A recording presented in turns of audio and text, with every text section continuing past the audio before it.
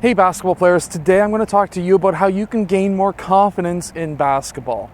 Now there's a lot of people who may give you a ton of different tips, but I'm going to give you practical tips that you can do yourself so that you can become a better basketball player. Let's get down to it. So whether you're confident in basketball or not, this is a great video to watch. So number one, the biggest thing that people have no confidence in basketball is shooting. And one of the things that you can do to have more confidence to shoot the ball is to really just practice it. That's the biggest thing. When it comes to shooting a basketball, a lot of players, they're afraid of a couple of different things. So they're going to be afraid of missing the shot. They're going to be afraid of, hey, does my form actually look good? Will somebody make fun of me if I miss? Will somebody make fun of me if I get my shot blocked? Things like that. And I'm going to tell you right now, your shot's going to get blocked. That's just the game. That's going to happen. It's not something that doesn't happen to somebody. Even Michael Jordan got his shot blocked by Dikembe Mutombo and many others many times. So it's going to happen. So you have to have that in your mindset. You're going to get blocked at least once in your life. Next is, will I make the shot?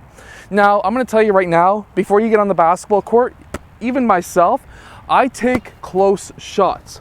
I want to be nice and close to the rim, and I want to get some swishes done. Now, that's not just for confidence, that's just to get your shot form back. Whether you took a night off, whether you took a day off, a week off, a month off, it doesn't matter. Before every game and every practice, you want to get in front of the rim inches away, and you want to try and aim to get swishes. After you make 10 swishes, take a step back, and you keep on going until you get to the three-point line. And that's the biggest thing that I can give you as a tip to shoot the basketball better. Obviously, shooting a basketball takes time, takes a lot of practice. When you get back to the three-point line, a lot of players change their shooting form. You want to keep your shooting form the same all the way back. You just want to use more legs to jump higher for your shot. Now next is something that I struggled with when I was a lot younger, when I was my first year playing organized rep basketball, which is our version of AAU up here in Canada.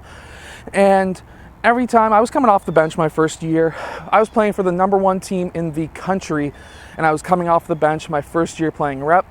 And it was nerve-wracking when you're sitting at that scorer's table, you got your knee down, and you're like, man, am I going to screw up? Am I going to make this team lose if I screw up once? And that plays on your mind. Now, it may be worse if you're playing for a bigger team. It may be not as bad if you're playing for a smaller team. But either way, if you're at the scorer's table and you're worried about screwing up, missing a shot, turning over the ball, I'm going to tell you right now, stuff happens. There's 4 other players on the court. So you have a 1 in 5 chance of helping the team lose, but at the same time, it's not just a single player sport, it's a team sport. You need to tell yourself that. And when you're at the scorer's table, you need to be excited. You don't want to be nervous.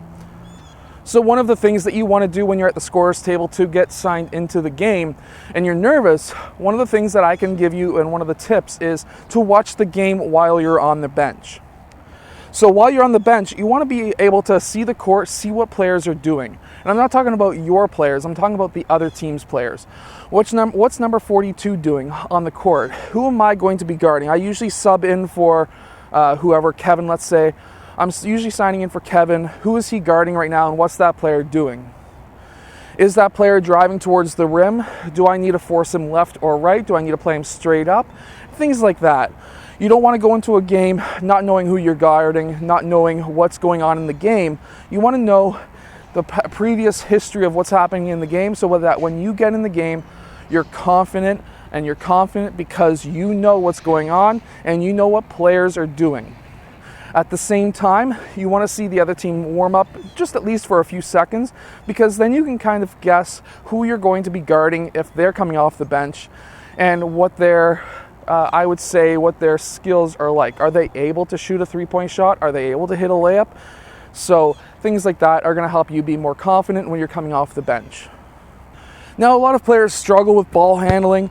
Hey, I was a center up until grade 11. I know your struggles. I went from being a center to being a guard in grade 11. My school team, I was still a forward, and everywhere else I played, AAU in grade 12, I was a guard. And That's a big struggle when you're going from a center to a guard, because centers don't really, at least back then, handle the ball at all. So yeah, it can be nerve-wracking getting that ball, having pressure on you and being like, I need to get the ball from here to there. I'm getting double teamed on either side. I need to somehow get it up the middle, and I'm not faster than the guy who's guarding me. If you're like that, there's a few things that you need to really work on. So for me, I was never the quickest or flashiest player. I was a guard who could get the job done by getting the ball down the court, setting up an offense, and being able to shoot the three-point shot. That was what I was good at, and that is what got me to the D-League. Now, from there, when you're before the game, before practice, when you're at home, and if you are a guard or even a forward and you know you're going to be handling that ball, there's quite a few different drills that you can do to gain confidence.